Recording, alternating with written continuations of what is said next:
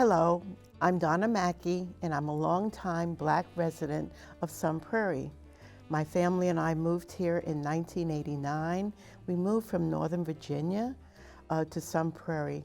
That's after looking at over 35 houses in Madison area. We finally decided to settle here in Sun Prairie. Did you know, Sun Prairie, that when we moved here, there were only 7 African American students at the high school? And when we brought my son here, he was starting his junior year at the high school, coming from a high school that was very diverse in Northern Virginia, in Prince William County, of over 3,000 students. So that was a really big cultural shock for him. At the time, the high school was where the upper middle school is located right now. So it wasn't very large. And his first experience, the first week that he was in school here, he had a very jolting experience. His first week, he came to school and all of the Black students in the school had the N-word written on their lockers. The school's response was really interesting because they brought all the students in to one room to talk about the incident and what happened. And they also notified all the parents. And that was when we decided we liked Sun Prairie. We liked the way they responded to racial problems. With my family, we were not only among the first of African Americans who were moving here. There weren't very many. At the population of 17,000 is what Sun Prairie was when we first moved here. If you can conceive of just 7 Black students in the whole high school, that was pretty significant. My husband was the first Black colonel that was the Inspector General for the National Guard. He was assigned here by the Army at the Pentagon. When we moved here, we were the only and the first and only Black family to live in Stonehaven, where we lived, and we still continue to live.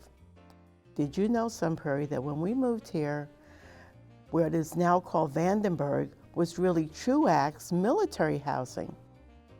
And a lot of those military houses that were there were used for military that was stationed in the National Guard and with the reserve units. And when the military decided to sell that housing, then it became Vandenberg. I remember the story where when I was doing one of my groups at the high school, I had mostly African American students at that particular time in my group.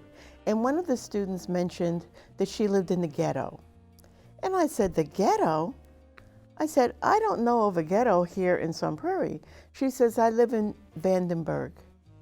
And I remember looking at the students and saying, and telling them and sharing them the history of the Vandenberg area and the fact that it had been a military area and the fact that it was not a ghetto, not at all. So, Sun Prairie, what I'd like for you to know is that many times the way we act and the things we say have great impressions on our young people. And if Sun Prairie wants to continue to grow and be great, we need to really listen to our young people and what they're learning and what they're saying. Sun Prairie, did you also know that we used to have dialogue groups for students in the high schools? I was the one that developed and actually participated and facilitated dialogue groups for students at the high school, both middle schools, the upper middle school, and 2 of the elementary schools.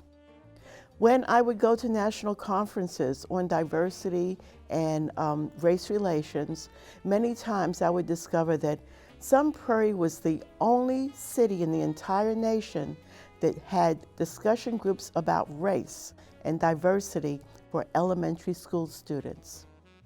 Our groups were basically from 4th grade all the way through the high school. And the students were recommended by their schools to participate in the groups. They had to volunteer, and they were considered the leaders in their subgroups of each of the schools.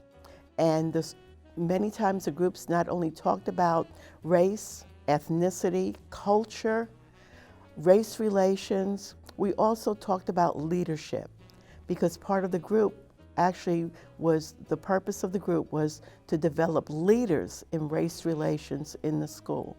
That made Sun Prairie very unique.